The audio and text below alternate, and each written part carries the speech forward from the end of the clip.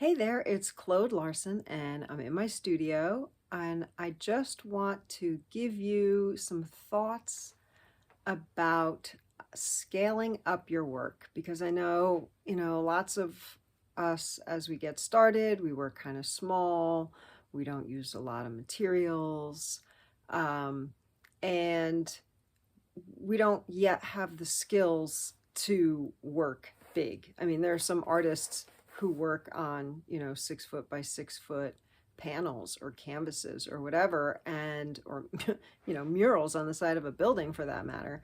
And they didn't start out working that big. And so here's a tip if you are thinking about scaling up your work. So, first thing is start small, which I know that sounds counterintuitive, but start small. Whatever small is for you. Is that 8 by 10? Is that 6 by 6, 5 by 7? Like whatever you think is small. And if you're worried about materials, then, buy a small sketchbook and work in an inexpensive sketchbook, but work small.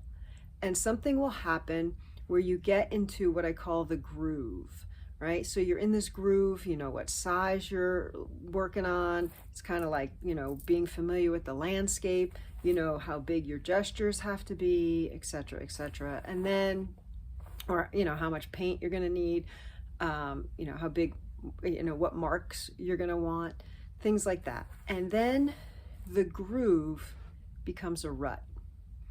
And instead of being in this flow, in this groove, you're looking forward to it, you're bored by it. And then it's time to give yourself a bigger landscape. Get a bigger sketchbook, get bigger paper, get larger canvas, whatever your substrate of choice is.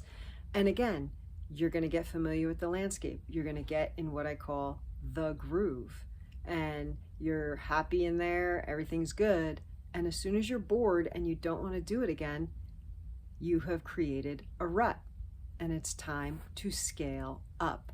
So it's just a way of thinking about, rather than, I make, 12 by 12 inch paintings on panel, and I want to go to like 4 foot by 6 foot. Instead of like the jump, make something larger than what you're making by a little bit until it doesn't feel like a groove, until it starts to feel like you're bored and you're in a rut. And then it's time to change something about the landscape. Okay, that's it. That's my tip. I hope that helps you. And I started doing that with my recent series. I started out on little 10 by 10 panels, and then I scaled up. I did like long and wide, and then I did, larger sizes. I've actually scaled up.